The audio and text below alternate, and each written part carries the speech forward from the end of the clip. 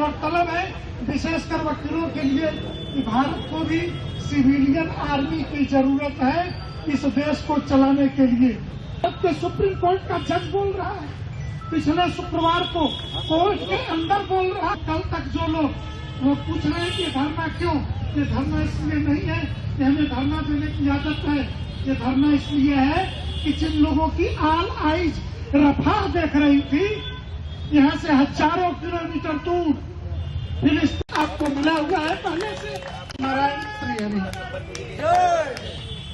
बहुत सुंदर पूज्य हो रहे अत्याचार को लेकर के जो अपनी बातें रखी वो समसामयिक हैं और इस पर इसी विषयों को लेकर के आप हम सब जैसा जानते हैं कि आज जो लोग मंच को लेकर के महान शिक्षाविदों की उपस्थिति है। डॉक्टर पीडी तिवारी जी से कि आप निवेदन करूंगा अन्नपूर्णा मठ मंदिर के पूज्य महान शंकरपुरी जी महाराज जी से कि आज का जो विषय है निर्णय और रणनीति प्रकार से हमारे सत्ता और सरकार का काम है, पर उत्पीड़न का कार्य हमारा काम इतना है सरकार पर दबाव बनाकर संयुक्त राष्ट्र संघ तक, सड़क से संसद तक और संयुक्त राष्ट्र संघ तक बांग्लादेश के हिंदुओं की बात, उनके रक्षा की बात पहुंचाई जाए, क्योंकि कल तक इन वामपंथी और भारत के विपक्षियों की ऑल आइज रफाह देख रही थी, वो ऑल आइज ढाका क्यों नहीं देख पा रही, बांग्लादेश के हिंदुओं को क्यों नहीं देख पा रही है, यह प्रश्न चिन्ह है। समाज का जागरण करना हमारा कर्तव्य है। एक राय रख के नहीं तो कहाँ से लेंगे सर? वंदे मातरम, भारत माता की जय, भारत माता की जय, भारत माता की जय। बांग्लादेश आज कट्टरपंथियों के हवाले हो चुका है और इस्लामिक कट्टरपंथी जो हैं इस समय बांग्लादेश को चला रहे हैं। जो काम पाकिस्तान में हुआ कि आज हिंदू वहाँ से नेस्ता नाबूद हो गया, वही काम इस्लामिक कट्टरपंथियों के द्वारा बांग्लादेश में किया जा रहा है। मैं भारत सरकार से ये अपील करता हूँ कि भारत सरकार इसको संज्ञान में ले और बांग्लादेश के हुक्मरानों को टाइट करे, जिससे वहाँ पे हिंदुओं पे हो रही हिंसा रुके। ये तो है बांग्लादेश। हमारे हिंदुस्तान में ही आप देख लीजिए, जगह जगह हिंदुओं के धार्मिक जुलूसों पर पथराव किया जाता है। ये क्या है? ये शुद्ध कट्टरपंथिता है और इस्लामिक उग्रवाद की शुरुआत हो रही है।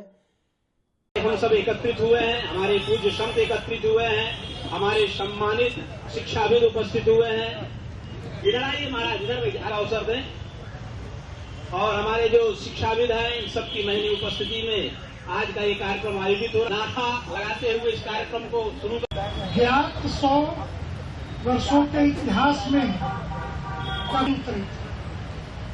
कभी भी मुझे नहीं ज्ञात है कि प्रश्न बांग्लादेश के अंदर उत्पीड़न का, आज इस उत्पीड़न को लेकर के जो बात, ऐसा तो नहीं था कि मॉरिशस के अंदर, हिंदू देशों के अंदर, अग्नि पूजक देशों के अंदर ये दुनिया का सबसे बड़ा जेनोसाइड है 800 वर्षों की, लेकिन कभी आवाज मुखरित नहीं हुई। हिंदुत्ववादी लोग बैठे तो प्रश्न ये बार बार लोग पूछ रहे हैं कि भारत में, लेकिन हिंदुस्तान की धरती पर बांग्लादेश के जो लोग, देश के उस छात्र आंदोलन का निकला नेता साहब को रखा, ब्रिटेन में बिठा के नोबेल पुरस्कार दिया, करने में 4 घंटे लगेंगे। और हमारे पास 30 लाख की सेना है जो वहां के लिए ये धरने का आयोजन किया गया। बात कर लीजिए। रास्ता जिनकी सबकी आंखें फिलिस्तीन देख रही थी, सीरिया देख रही है, इराक देख रही है, ईरान देख रही है, लेकिन 8 फिसे हैं कि अगर बांग्लादेश के मुसलमानों के साथ हिंदू नहीं रह सकते तो वहाँ के हिंदू 1 करोड़ 30 चाहिए और धर्म की बात करने के लिए हम लोग यहाँ आए हैं। तो हमारा यही कहना है कि जब हमारे हिंदू भाइयों बहनों के साथ में वहाँ बांग्लादेश में जिस हिसाब से काटे जा रहे हैं गाजर मूली की तरह, तो हम लोग को जागना चाहिए। अभी कुछ साल पहले एक युद्ध हो रहा निर्णय था, जो भी हो, सुना होगा गाजा पट्टी, जब तक हिंदू वहाँ जो रह रहा है, सपोर्ट और समर्थन कोई ऐसा देवता नहीं जिनके हाथों में हथियार ना हो, उनकी कहीं आवाज और क्रिया की प्रतिक्रिया होगी तभी उनकी रक्षा और सुरक्षा होगी। वैसे भारत सनातन धर्म सदैव शांति का पक्ष धर रहा है, अहिंसा अशांति नहीं चाहा, लेकिन जब शांति से काम नहीं चलता तो वैदिकी में हिंसा हिंसा न भवति।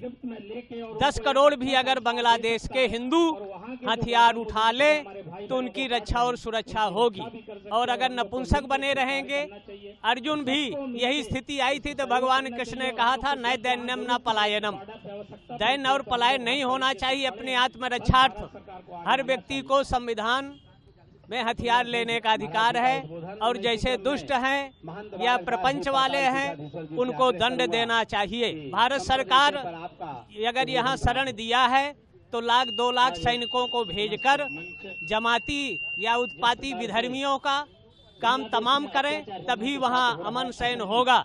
विश्व पटल पर भी कोई हिंदुओं के पक्ष में बोलने वाला नहीं है, यहाँ के 28 दल वो भी बोलने वाले नहीं हैं। ऐसी स्थिति में हिंदुओं को सक्रिय होकर आत्मरक्षार्थ हथियार उठाएंगे, और जो मरने के लिए तैयार हो जाता है उसका इतिहास रहता है, वही जीवन जीवित रहता है। और जो अपना जीभ कटा रहे हैं, हाथ कटा रहे हैं, ऐसी स्थिति निर्मित होगी तो कभी उनकी रक्षा नहीं हो पाएगी। इस तरह की आवाज उठाई है। पहली बार इतने संभ्रांत लोग एक साथ एक मंच पे बैठ करके देश के प्रधानमंत्री से राष्ट्रपति को ज्ञापन देने जा रहे हैं कि बांग्लादेश में तत्काल हिंदुओं पर अत्याचार बंद किया जाए, और ये सभी प्रबुद्धजन आज इसीलिए एकत्रित हुए हैं। तो हम तो धर्म से जीते ही हैं। मैं डॉक्टर हूँ और डॉक्टर का जो धर्म है वो मैं जी रहा हूँ, इसीलिए मुझे पहले माइक दे दी गई है। आप जानते हैं काशी विश्व की सांस्कृतिक राजधानी है, और यहाँ के जब पूज्य संत पद्मश्री शिक्षाविद सब एक साथ एक मंच पे मांग कर रहे हैं कि तत्काल हिंदुओं पर अत्याचार रुकना चाहिए, और इस अत्याचार नहीं रुकता है तो सारे हिंदू जनमानस धरने पे बैठ जाएगा, और तब तक बैठा रहेगा जब तक ये सारी चीजें बंद नहीं होंगी। और ये समझ में नहीं आया। पीडीपी की एक नेता महबूबा मुफ्ती की लड़की है, उसने कहा जय श्री राम का नारा लगाना अपराध है। तो ये जो मानसिकता है, हिंदुत्व को गिरा देने की जो बात की जा रही है हमारे राजनेताओं द्वारा, ये भी गलत है। इस पर रोक लगनी चाहिए और भारत सरकार को इस पर ध्यान देना चाहिए, और सनातन के खिलाफ इस तरह की बयानबाजी जो हो रही है पूरे देश में, इसको बंद करना चाहिए। अन्यथा ये पूरा देश गृह युद्ध की ओर अग्रसर हो रहा है। अब हम बांग्लादेश की जो बात कर रहे हैं, आज बांग्लादेश में क्या हुआ? यही तो हुआ, जब इस्लामिक कट्टरपंथियों ने पूरे बांग्लादेश पे कब्जा कर लिया तो वहाँ की सत्ता को ही बदल दिया। आज हिंदू उनका प्रमुख दुश्मन बना हुआ है, और उनके घरों को जलाना, महिलाओं के साथ बलात्कार करना, आगजनी करना, तोड़फोड़ करना, ये पराकाष्ठा पे पहुंच चुका है। भारत सरकार से मैं बार बार आग्रह करता हूं कि इस पर रोक लगाने का काम करें, और भारत सरकार ये मजबूती के साथ कर सकती है। जिस तरीके से भारत में कुछ नेता हैं जो इस तरीके का बयान दे रहे, तो क्या लगता है कि ये भी कहीं ना कहीं बाइस्ड है इस्लामिक देशों से, जो कि यहाँ पे भी उसी तरह हाल करना चाह रहे हैं? निश्चित तौर पे जो भारत का मुसलमान है और भारत के मौलाना है, नेता हैं, अगर वो सिर्फ इस्लाम की बात करना चाहते हैं इस देश के अंदर, तो निश्चित तौर पे वो कट्टरपंथियों के हाथ में खेल रहे हैं, और ऐसे लोगों पर सरकार को भी निगाह रखने की आवश्यकता है कि इस तरह की जो बदजुबानी करते हैं ये लोग हिंदुत्व के प्रति न करें, और इन्हें अविलंब सरकार को गिरफ्तार करना चाहिए। राष्ट्रपति के नाम जिलाधिकारी को ज्ञापन देना है, तो मैं निवेदन करूंगा पूज्य स्वामी जितेंद्रानंद जी महाराज। न्यूज नेशन अब व्हाट्सएप पर खबरों के ताजा अपडेट के लिए न्यूज नेशन के इस QR कोड को स्कैन करें।